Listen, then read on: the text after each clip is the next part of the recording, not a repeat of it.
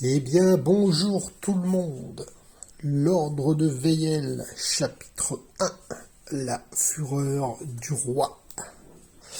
Alors, c'est un jeu pour 1 à 7 joueurs, pour des parties d'environ 90 minutes, à partir de 15 ans. Donc, c'est pas un jeu pour les enfants. Alors, quand on dit que c'est jouable de 1 à 7 joueurs, ça veut dire que c'est jouable en solo. Mais ce jeu a deux modes. Il a un mode solo, on peut complètement jouer tout seul contre le jeu. Et on prendra, par contre, on sera tout seul, mais on prendra plusieurs personnages, minimum 2, le mieux étant d'en prendre 3. Après, il faut gérer les 3 personnages. Et on peut jouer également en mode asymétrique, c'est-à-dire avec un maître du donjon, donc une personne qui va être le maître du donjon, plus des joueurs. Hop, j'ouvre la boîte. Alors, déjà, on va trouver la boîte comme ça, ce sera mieux. La règle du jeu. À l'intérieur, on va voir un petit sachet avec des cristaux. Voilà, vous voyez des beaux cristaux qui représentent les... alors, si les cristaux, on les aura en récompense quand on tue des monstres. On récupérera des points de cristaux. On pourra récupérer également des points de cristaux en visitant des salles, des coffres, en ouvrant des coffres forts. Et ces cristaux nous serviront. C'est la monnaie du jeu. Ça va nous servir à acheter à monter en compétences. Hein. Tous les joueurs commencent level. Je vous montrerai un plateau joueur. Tous les monstres, tous les joueurs commencent level 1 et peuvent monter jusqu'au level 5. Ensuite, on va avoir des dés. Ah là là. Alors, essentiellement, on jouera avec des dés à 20 faces, 10 dés 20. Donc pour des tests de compétences. On a également quelques D6 qui nous serviront uniquement pour les savoir si on trouve du loot sur les monstres. Une fois qu'on les aura vaincus. Hop. Ensuite, donc je vais enlever tous les dés. Ensuite, alors les cartes de monstres, différents types, des monstres basiques, on a des monstres avancés,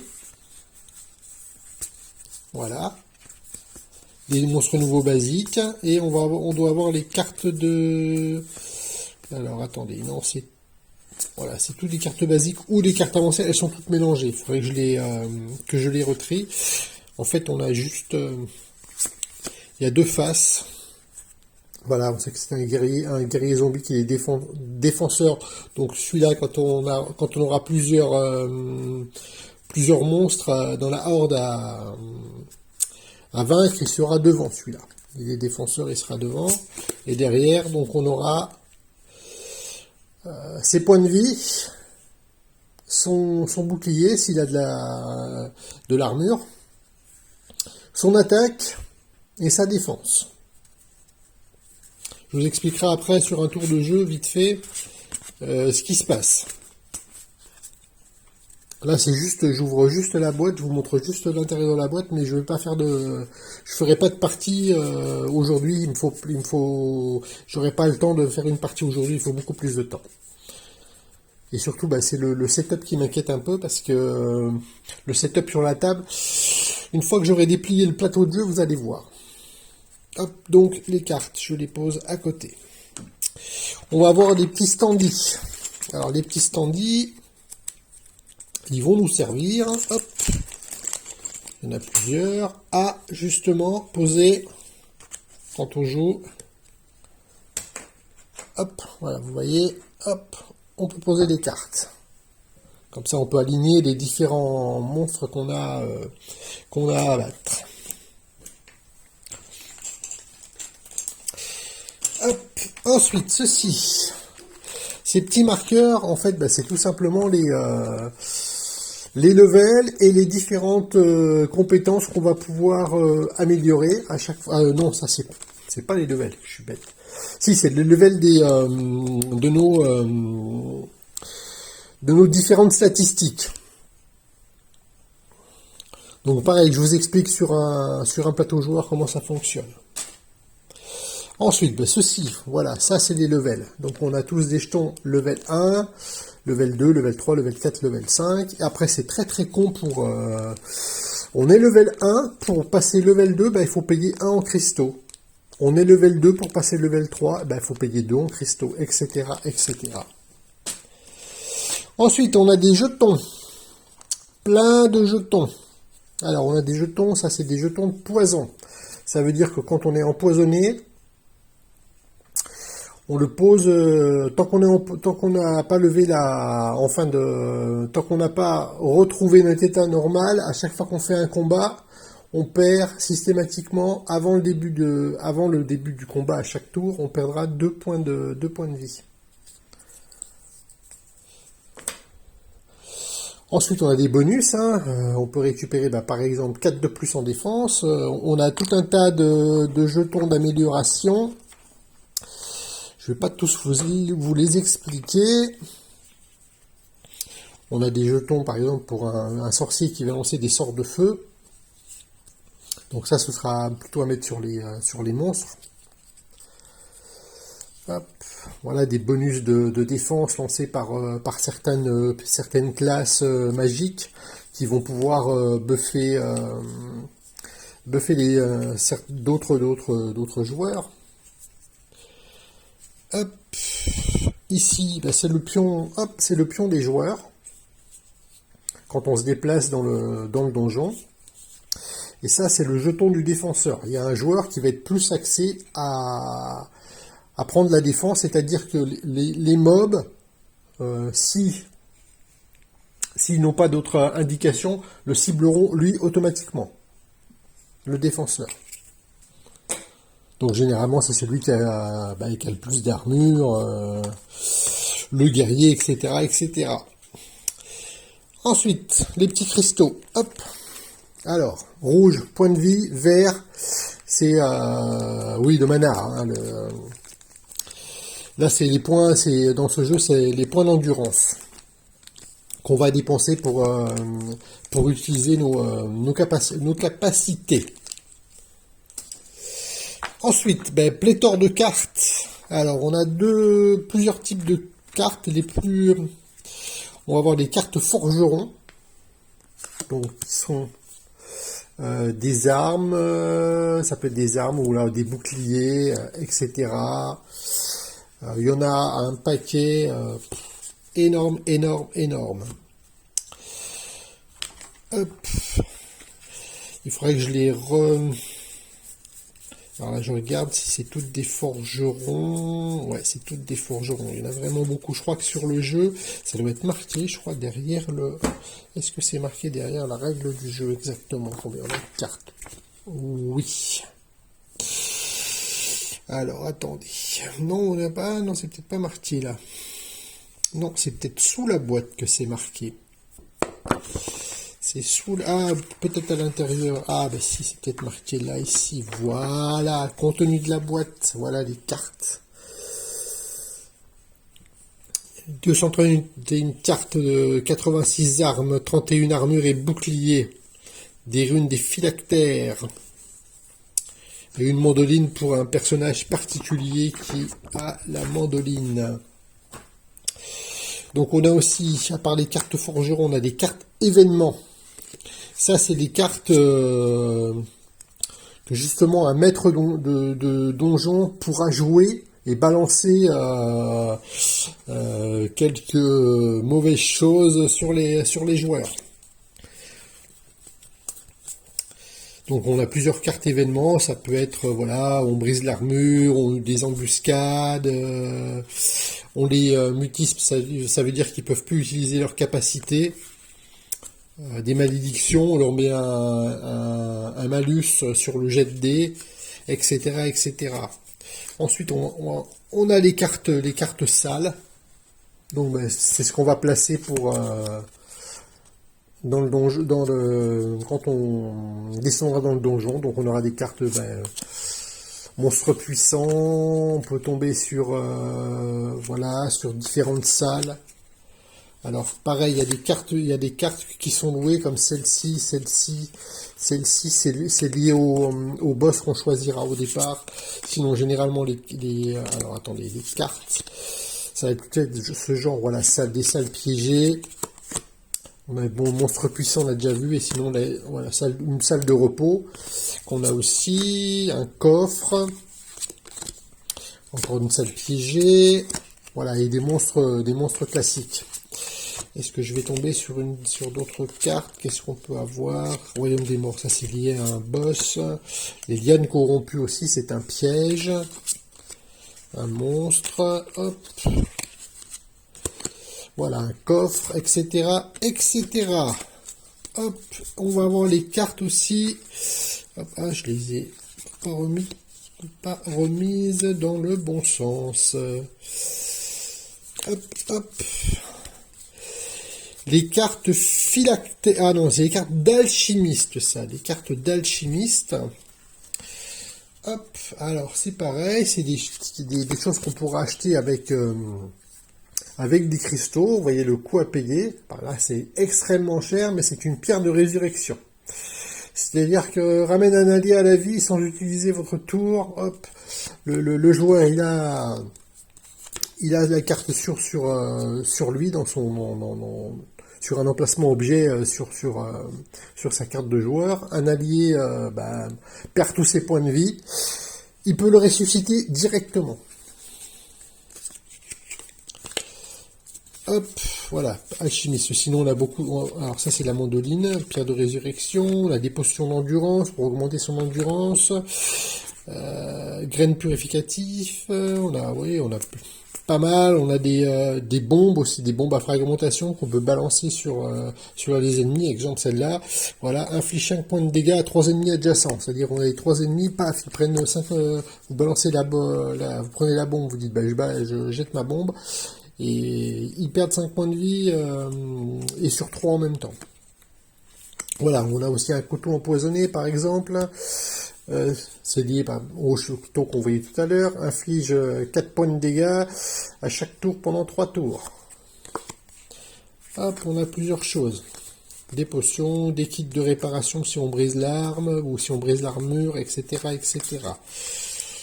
Donc beaucoup de choses. Ce jeu est rempli de cartes.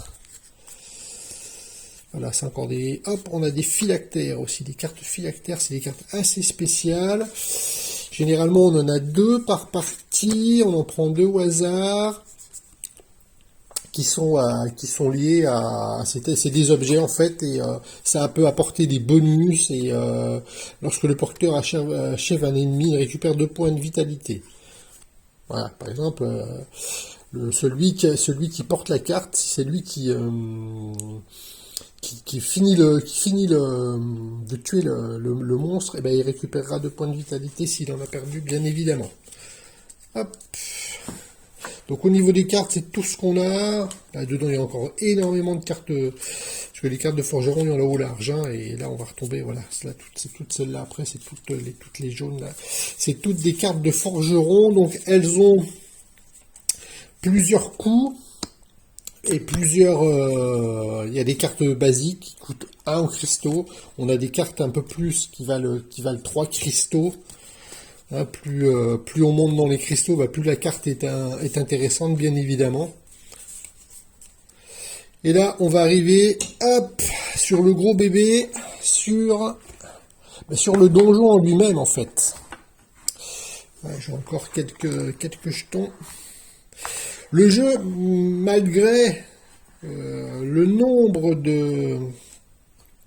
de pièces qu'il comporte, est extrêmement simple à jouer. C'est pas un jeu compliqué. On résout les lancers de dés, c'est assez facile. Voilà, je vais déplier. Hop.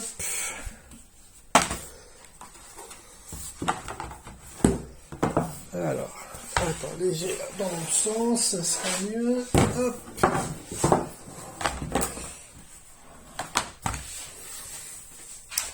Voilà, je sais pas si vous voyez bien. Alors, ouais, là on a la zone de repos, c'est là que les joueurs. Donc on commence là au début. Hein. Je vais d'ailleurs, hop, vous mettre le jeton. Il est où mon jeton? Tac, tac, tac. Ah ben, non, ah ben si, voilà, on commence là. Ensuite, ben, on aura les cartes alchimistes qui vont se mettre là. On aura toutes les cartes forgerons qui vont se mettre en fait en deux tas. Voilà, forgeron pioche et une autre pioche avec que les cartes forgerons. Hop, je vais essayer de trouver ça. Hop, voilà. Tac. Et ensuite, ben, le jeu se met en place tout simplement. Alors, il faut que je trouve les cartes sales. Hop. Alors, au départ, c'est un jeu progressif. Vous voyez, il y a plusieurs étages. Je ne sais pas si vous les voyez tous sur la caméra. Je ne sais pas si on voit tout. Je ne sais pas si on voit pas jusqu'au bout. Je ne suis pas sûr. Je suis en train de vérifier. Hop, parce que ça monte jusque là-haut. Voilà, on voit là le bout du plateau, il est tout à fait là-haut. Hop. Donc en fait, au départ, on va mettre, quand on commence, en bas, on met que 3 cartes. Et généralement, c'est juste 3 cartes de monstres. Donc on sait qu'au départ, on commence par 3 cartes de monstres.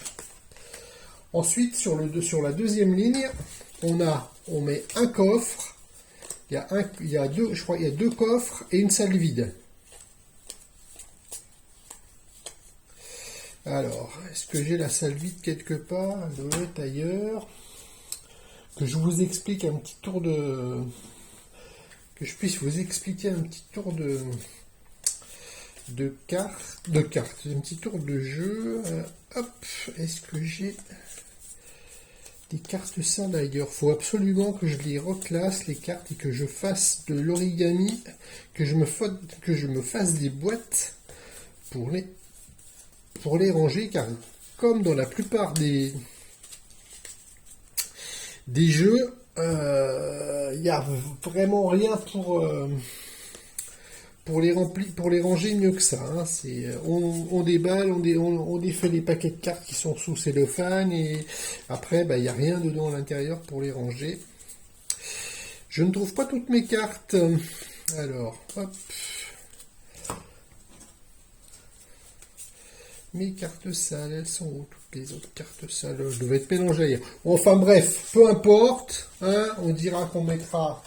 Généralement, il reste deux coffres, donc on sait que la monstre, et après sur le deuxième, on met un coffre, une salle vide et un coffre, on mélange le tout, soit quand on joue tout seul, contre le donjon, sans maître du donjon, c'est nous-mêmes les joueurs qui préparons, on bat les cartes et aléatoirement, on met, hop, peu importe, voilà. On classe les cartes. Sinon, s'il y a un maître du jeu, c'est lui qui s'en occupe, qui prépare, qui met le jeu comme il l'entend. Il n'y a pas de hasard, c'est lui qui décide comment il met le jeu. Alors maintenant, je vais vous montrer un plateau joueur.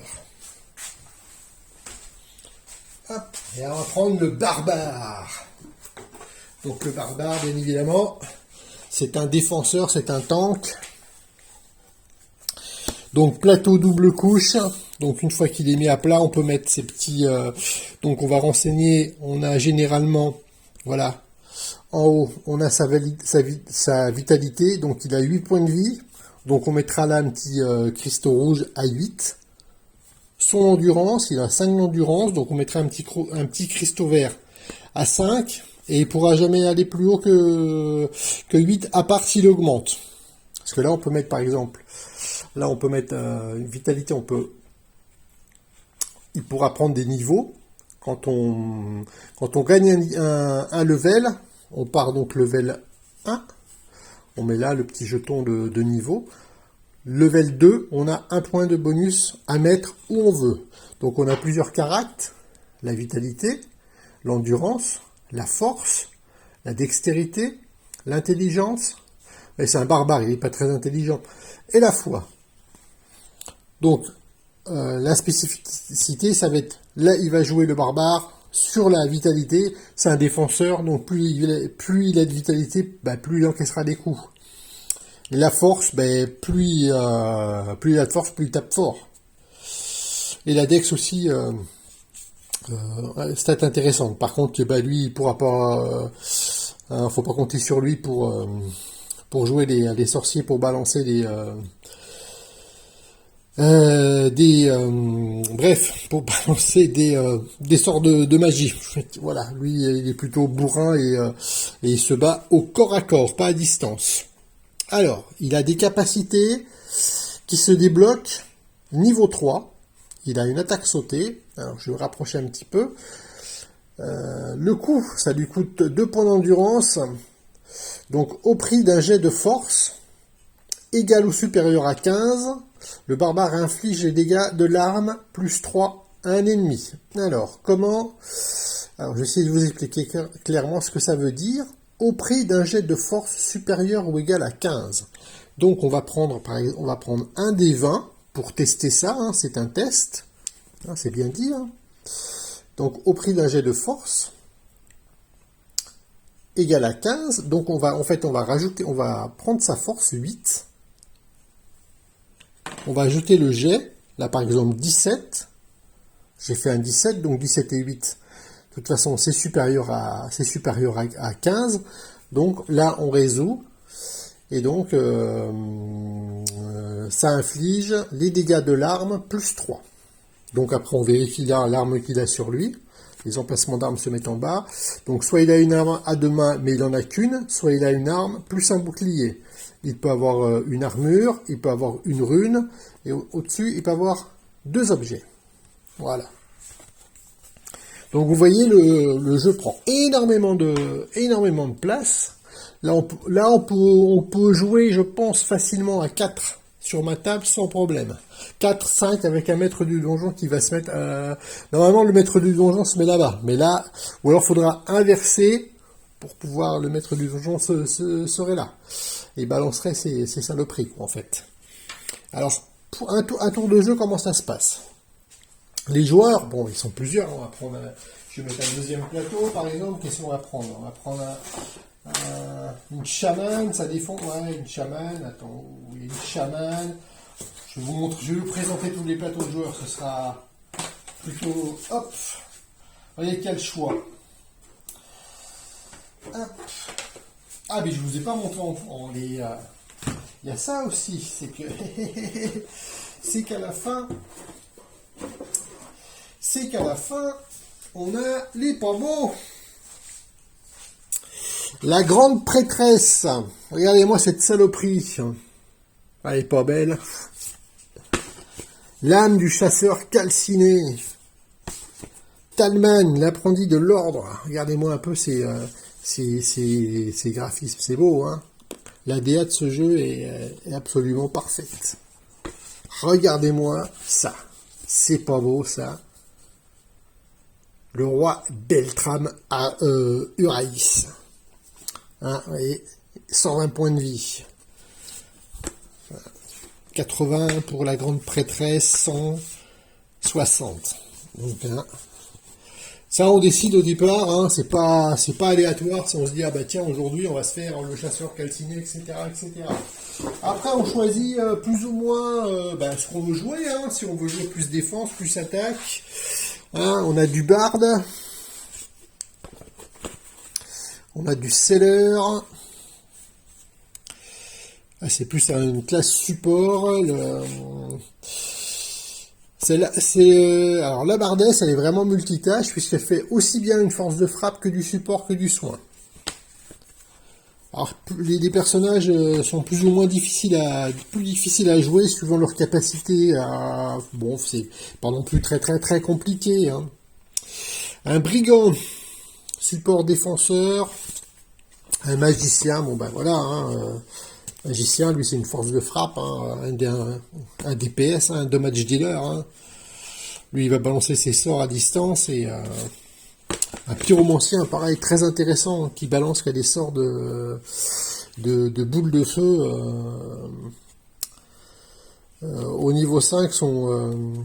Sa capacité au niveau 5 est absolument monstrueuse. Mais il faut arriver au niveau 5. L'érudit,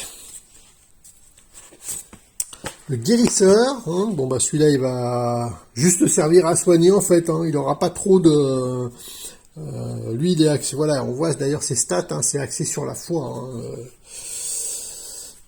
donc lui il va plutôt servir, là c'est bien quand on est 4 joueurs qu'on peut partir avec ce genre de personnage qui va nous soigner. Lui il fera pas il cherchera pas à faire de dégâts, lui il cherchera juste à redonner des points de vie aux personnages qui sont en difficulté. Bon, ça c'est un briseur de horde, hein. On voit tout de suite avec sa tronche hein, que c'est un gros bourrin. Hop, l'aventurier, c'est un style un peu rogue, quoi, un voleur, etc. et compagnie. La chamane, très intéressante, hein, qui balance qui joue avec les éléments. L'assassin, ah là là, l'assassin, une belle assassine, regardez-moi ça un peu. Et là on jette,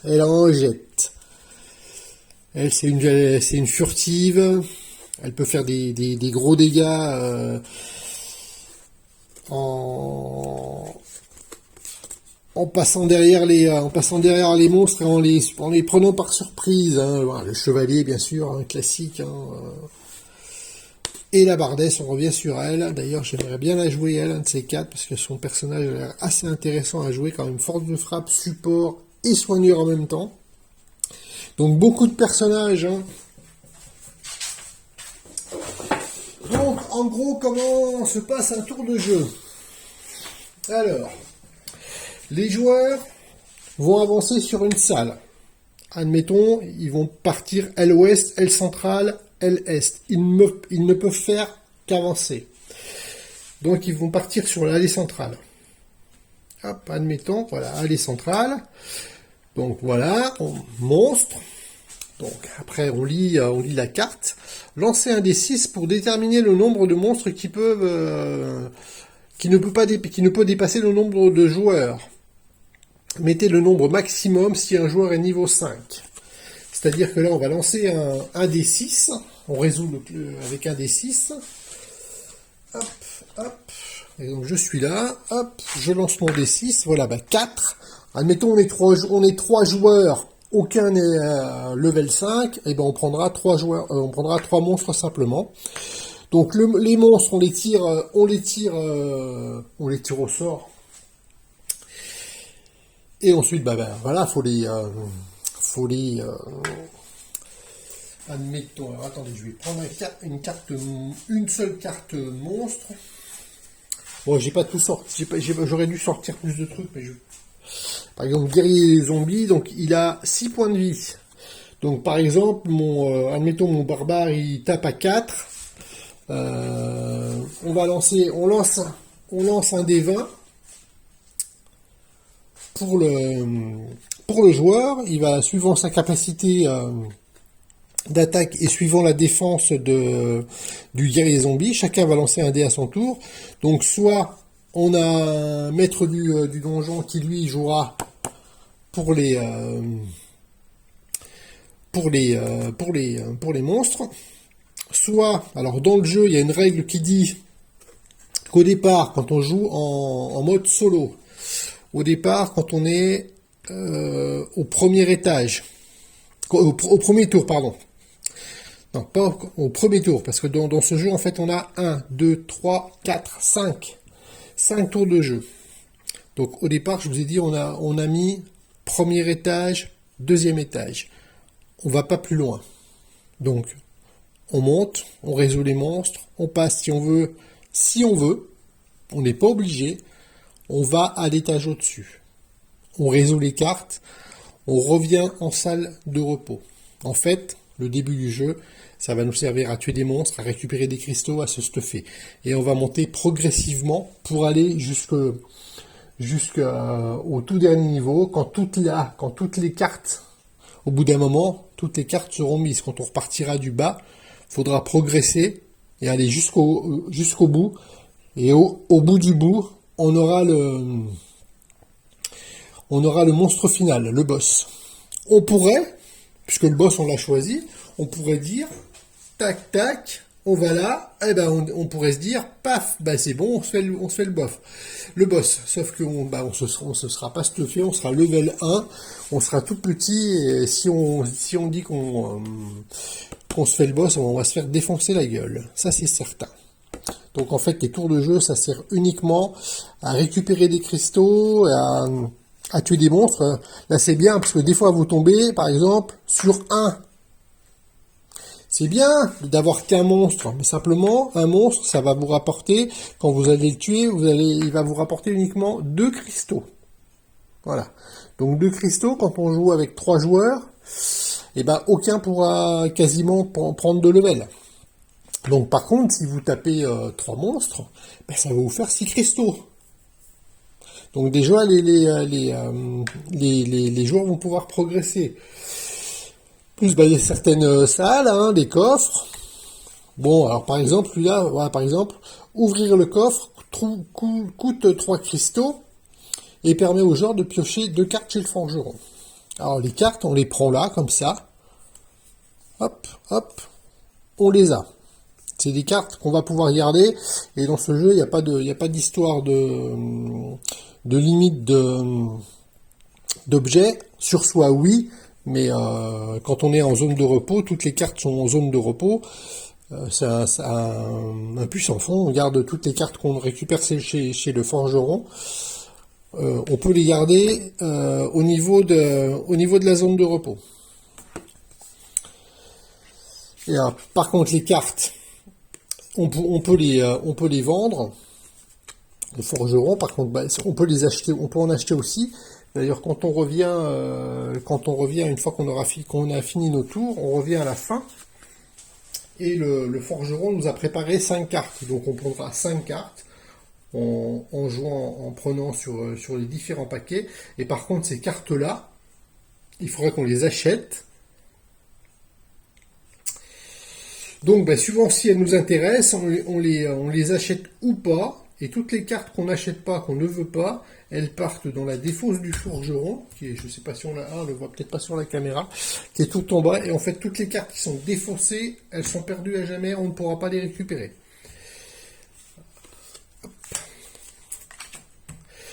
Donc, tour de jeu, donc on résout à coup de dés. Là, j'ai rien mis en place, donc je ne vais pas trop vous montrer. On verra ça quand je ferai une partie. Une fois qu'on a vaincu le monstre, donc, on récupère 2 cristaux. Et pour savoir si on loot quelque chose, on va looter par monstre, on va jouer un des 6. Si c'est pair, on loot rien. Si c'est impair, on prend je crois que c'est une carte ou 2 cartes, je ne sais plus si c'est une carte ou 2 cartes chez le forgeron, et celles-là, elles nous sont données. C'est un loot, on récupère les cartes et on les garde. Donc ensuite, plus on monte, en fait, plus les cartes de salle, elles vont progresser. Alors ce qui se passe aussi, là vous voyez, on a dévoilé 2 cartes. Donc le maître du donjon, quand on a un maître du donjon ou pas, admettons on a dévoilé 2 cartes, et il va prendre 2 autres cartes, comme ça, n'importe où. Alors ça peut être, après quand on va monter, on va 3, 4, et il va remélanger les cartes. Alors le maître du donjon, lui, il est salaud, parce que lui quand on joue son maître du donjon, on a juste à mélanger les cartes, hop, et on les replace comme on veut. Parce que le maître du donjon, lui, il peut très bien récupérer des cartes et les mettre des cartes fortes dès le début, dès le bas. Donc c'est ça qui est intéressant de jouer avec un maître du donjon. Moi je sais que j'aimerais bien être maître du donjon pour un peu faire chier les joueurs. Donc bah écoutez, si ça vous intéresse, si ce jeu vous intéresse, il est très très intéressant à jouer. Par contre, faut avoir du temps. Une partie, mettre 90 minutes, ça peut être beaucoup plus long que ça. Ça peut facilement durer. Moi, j'ai vu des vidéos de parties qui durent 3 heures. Hein. Bon, après, ça explique, ça déconne, oui. C'est très très sympathique comme ambiance. Hein. Alors oui, ce que j'ai oublié de vous dire, c'est que dans ce jeu, en fait, on ne meurt pas. C'est pas qu'on meurt pas. Une fois que nos points de vie sont à 0, on est comment vous expliquer, on est KO quoi, on ne peut plus rien faire. Alors par contre, si tous les joueurs se retrouvent, alors sinon on ne meurt pas en fait. Oui, j'allais dire une bêtise. Non, on ne meurt pas. Admettons, on est en combat. Là, on est au quatrième machin, on est monté, on a progressé, on est au 4e truc. Là, on est tombé sur des monstres super durs. Et là, on a engrangé plein de cristaux, tout ça. Et là, on est sur des monstres furieux et tout. On se tape des gros. Tous les joueurs se retrouvent à 0. Tous les points de vie sont à 0. Donc, on retourne tous en zone de repos. Par contre, tout ce qu'on avait accumulé, tous les cristaux, toutes les cartes, c'est tout perdu en fait. On récupère nos points de vie et on repart au combat. Voilà, donc dans ce jeu en fait, on ne meurt pas. À la fin, on peut être soit on va vaincre le boss, soit c'est lui qui va nous zigouiller. Dans la plupart du cas, c'est bien souvent ce qui arrive. Le jeu est excessivement difficile quand même s'il est simple à jouer. Voilà. Donc si ça vous intéresse, hop, vous me le dites et on s'organise une petite partie un samedi ou un dimanche après-midi. Voilà. Bon, c'est tout pour aujourd'hui. Je ferai quand je ferai peut-être une petite partie, je la filmerai. Mais vous voyez, la mise en place, il me faut quand même de la place pour filmer. Voilà, là, je pense que c'est bon. On voit tout comme ça. Si je mets comme ça, on voit à peu près tout. Là, vous voyez, ouais. Ah, ça peut être jouable. Si je mets le plateau dans l'autre sens, ça peut être jouable. Hop. De toute façon, si je joue, je ne jouerai pas avec 3 joueurs, parce que 3, ça fait trop à gérer. Je prendrai juste 2 joueurs, un attaquant et un peu plus polyvalent, genre la Bardesse. Je jouerais bien une petite partie avec la Bardesse. La Bardesse et le Barbare, ça peut faire un couple détonnant, non? Allez, à bientôt.